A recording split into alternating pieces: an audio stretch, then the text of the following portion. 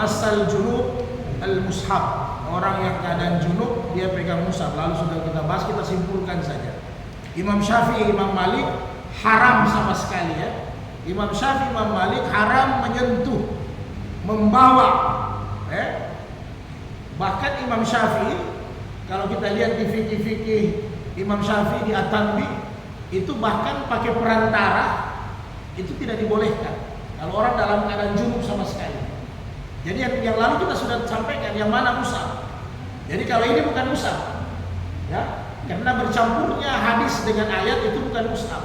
Kemudian begitu juga Quran yang ada tafsirnya, terjemahannya itu bukan mushaf. Itu sudah ijma' jumhur ulama. Yang disebut dengan mushaf 100% Al-Quran. Itu yang disebut dengan mushaf ya. Nah, itu yang tidak bisa disentuh. Bahkan di mazhab Imam Syafi'i dengan Imam Malik pakai perantara pun itu tidak dibolehkan. Artinya pending saja dulu. Tidak ada halangannya, ente pending, ente mandi dulu. Kemudian Imam Hambal, jadi jangankan janabah. Lalu sudah kita bahas ini. Imam Hambal karena la yamassu illa al-mutahharun ya, di surat Al-Waqiah sama ini pendapatnya. Imam Hambal itu ayat di surat Al-Waqiah baik dalam keadaan tidak berwudu apalagi janabah tidak boleh sama sekali menyentuh.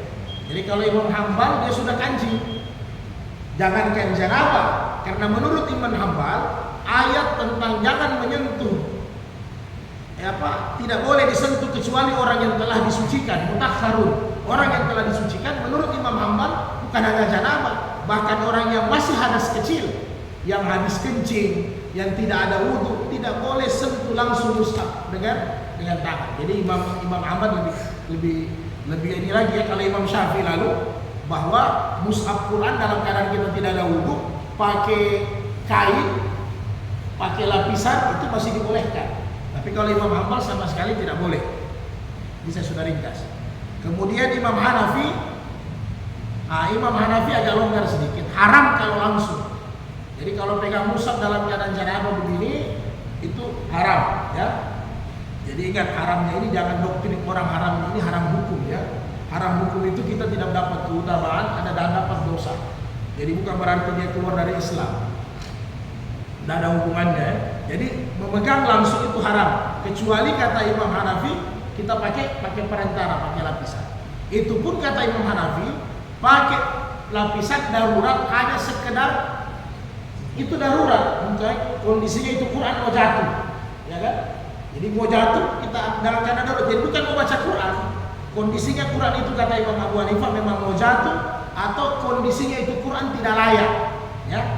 Kalau di Adabil Quran, Amalatil Adabil Quran di satu kitab Imam Nawawi, karena batas Quran itu diletakkan di atas pusat ya. Nanti kapan-kapan bisa kita bedah juga itu. Kitab itu bagus juga. Kitab At-Tibyan tentang adab Quran. Jadi Quran itu diletakkan itu di atas pusat. Jadi tidak adab kalau diletakkan di bawah pusat. Itu Imam Abu Hanifah. Jadi boleh dipakai sekedar tapi pakai dalam keadaan janabah, pakai pelapis ya.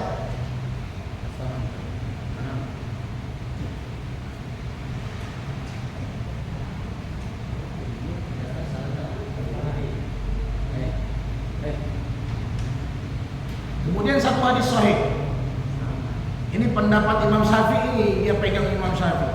Anna fil kitab, jadi dari Abdullah bin Abu Bakar rahmatullah alaihi, sesungguhnya dalam surat Nabi, anna fil kitabil ladzi katabahu Rasulullah sallallahu alaihi wasallam, Nabi pernah menulis surat pesan kepada salah satu pejabatnya, li Amr bin Hazam, an la yamassal Quran illa tahirun. Jadi biasanya Nabi itu sering tulis tentang, kalau sekarang kan medianya canggih. Kalau dulu Nabi tulis. Jadi yang biasa Nabi sampaikan, kirim, salah satunya yang paling sering kata sahabat, Nabi sering menulis kepada para penanggung jawab itu, la yamassal Qur'ana illa tahirun. Jangan menyentuh Quran kecuali dalam keadaan suci. Inilah yang dipakai oleh Imam Syafi'i. Lebih berhati-hati, alangkah bagusnya dalam keadaan janabah jangan sentuh mushaf sama sekali. Sudah saya. Itulah kira-kira kesimpulannya Imam Mazhab 4. Kemudian mas'alatus salisa qiraatul Quran lil junub. Ini orang yang membaca Quran dalam keadaan junub. Jadi fikih kontemporer yang terkini kan kita sudah sampaikan. Jadi jelas, karena kalau fikih kontemporer dulu kan tidak ada HP, tidak ada Android, tidak ada apa, tidak ada tape.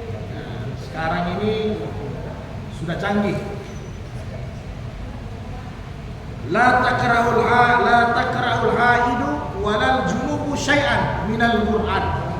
Jangan sekali-kali orang haid dan orang junub membaca Quran, ya. Jangan sekali-kali orang haid, orang junub, janabah itu membaca Quran. Walaupun Imam Az-Zahiri, mazhab Az-Zahiri mengatakan bahwa boleh secara mutlak, mau dalam keadaan janabah, mau dalam keadaan ada wudu, tidak wudu, kata Ibnu Hazm baca Quran boleh. Nanti lihat di fikih di musnadnya Ibnu Hazm Al-Muhalla, itu jelas dia sampaikan bahwa baca Quran itu mau ada wudu, mau janabah boleh. Tapi bukan menyentuh mushaf ya, maksudnya ya.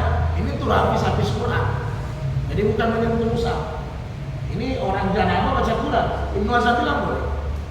Kemudian Imam Syafi'i alangkah bagusnya tidak usah baca Quran dulu, cepat-cepat mandi. Yang boleh kata Imam Syafi'i zikir atau doa. Jadi kalau Imam Syafi'i zikir saja atau doa. Nah, kemudian ijma' jumhur ulama kontemporer, apakah wanita haid orang janabah itu boleh membaca Quran ketika dia dalam keadaan haid? Maka Imam mazhab Malikiyah, jadi bukan Imam Maliknya lagi ya, Malikiyah yang ikut Imam Malik sampai hari ini itu berfatwa bahwa orang janabah dengan orang haid itu beda. Beda. Orang haid kata mazhab Malikiyah boleh dia baca Quran, apalagi kalau pakai teknologi. Silahkan. Karena masanya dia haid 7 sampai 15 hari, agak panjang. Tapi untuk orang yang janabah, mazhab Malikiyah bilang jangan. Karena mandi saja, kenapa mau baca Quran ditunda-tunda? Lama-lama tunda-tunda, kenapa harus ditunda? Jadi untuk haid silahkan boleh. Jadi alhamdulillah para wanita zaman kalau dulu ya memang hafizah semua, nggak ada masalah. Jadi ketika waktu haid dalam keadaan bulan Ramadan, mereka masih bisa selesaikan baca Qurannya walaupun dengan Android, dengan HP atau dengan teknologi lain, silahkan. Yang penting tidak dengan mushaf Quran. Nah, kemudian ancaman, hati-hati.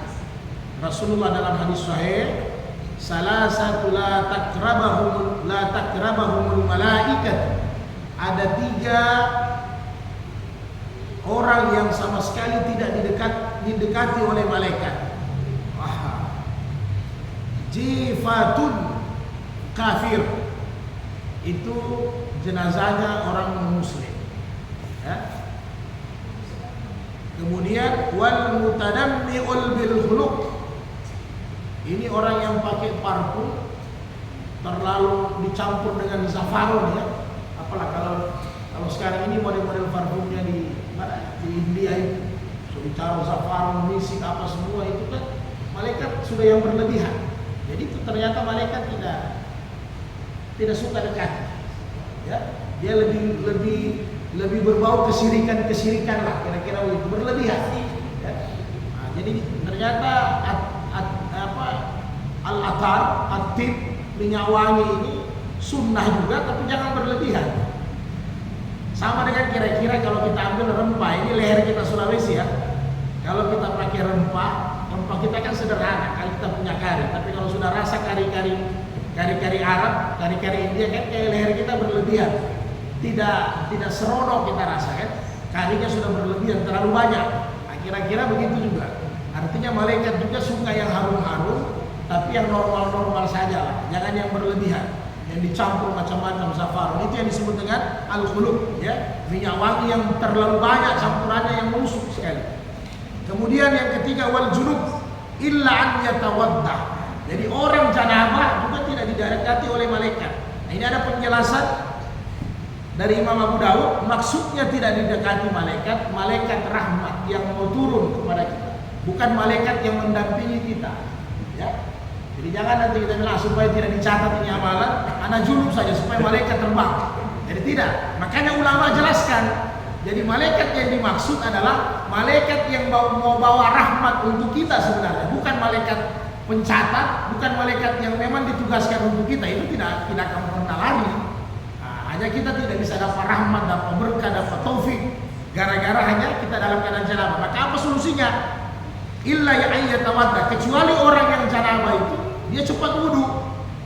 Nah, jadi suasananya masih bagus. Jadi kalau belum sempat mandi, tiba-tiba mau mandi ada tamu, ada orang datang, mau tidak mau kan terpaksa wudu dulu. Kan? Tidak mungkin kita bilang bos ente dulu, orang mau janabah dulu. Nah, mustahil kan? Nah, jadi tidak mungkin. Jadi terpaksa kita wudu dulu. Itu solusi yang paling ringan sudah itu kata Nabi. Kemudian di hadis yang lain, hadis sahih juga sama, redaksinya hanya diganti. Jenazah orang kafir kemudian diganti dalam hadis ini wasakran, yaitu orang yang sakar, abu syakar, pemabuk, tukang minum khamar. Nah, ini hati-hati. Malaikat tidak dekati. Jadi orang dalam keadaan mabuk bukan hanya dosa, bukan hanya harus dicambuk, bukan hanya harus dicambuk 40 kali, tapi ternyata memang malaikat sudah tidak bisa dekat. Jadi sayang ya kalau kita punya kehidupan jauh dari para malaikat. Waduh. Nah, jadi itu ancaman lah. Jadi kalau sudah janabah jangan lama-lama, cepat berwudu kembali ya. Minimal kalau mau wudu. Jadi jangan lama-lama dalam keadaan janabah. Silakan kalau ada masalah. Ini sudah kita mutasah ringkas.